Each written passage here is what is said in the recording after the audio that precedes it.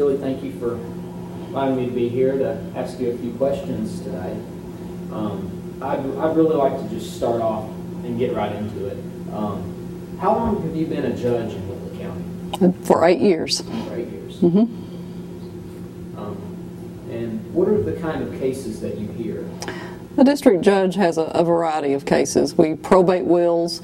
We conduct the first hearing for the serious felony charges. We have traffic court. We have misdemeanor court. But the most important part, I think, of what I do is the juvenile docket. Children under the age of 18. And what have you learned about the effectiveness of jail time as punishment for juvenile offenders?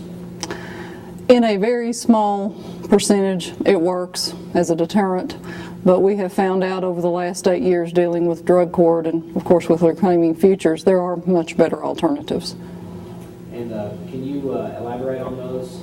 What have you learned about the cost-saving interventions like reclaiming futures? Mm-hmm. It saves a substantial amount because the county pays per diem for each child that's in detention. Because, of course, that has to be a separate juvenile facility. You cannot mix children with adults. So they have their own separate juvenile detention facility. As far as cost saving, it is fantastic. Did you want me to get into some of the ways we do this? You can. Okay, you get me started. We have natural helpers, the old-fashioned mentor, big brother, big sister. That is a huge, huge support. We have after-school programs, such as through our comprehensive care center that Mr. Humphrey does at one of our local churches.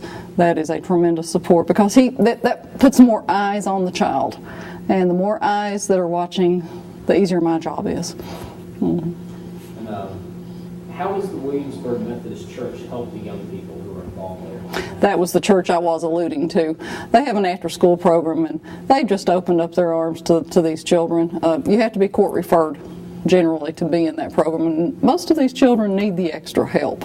I know they have guitar lessons, they do a lot of exercise, they have a walking program where they walk it off, piano lessons, I think there have been some dance classes, but just having that extra support, knowing that there is another way of life, because many of these children probably have never gone to church, or if so, it was when they were very young. So they get an exposure to a setting that's unlike court. Court can be intimidating. Churches are loving, and they need that extra support. Do you have anything that you would like to tell the members of the Methodist Church and the citizens of Whitley County? There is a new way of juvenile justice, and Whitley County is a part of that. The old way of gently smacking the child on the hand does not work. You have to get to the root of the problem. Why is the child missing school? Why is the child shoplifting every other day? Let's get to the root of that problem. If it's substance abuse, we'll treat it. If it's mental health, we'll treat it. We have to take a hands-on, wrap-around approach. And I always go back to the old African proverb, it takes a village to raise a child, and that has never been more true, especially with our drug abuse situation as it is. It's very rampant in eastern Kentucky. I know it's a problem everywhere, but we have to get more churches on board doing exactly what the Methodist Church has done here. It makes my job a lot easier, and we have a lot more productive teenagers growing up. That's all I have. Is there anything else you would like to add? I think that summarizes it. Thank you. Thank you so much.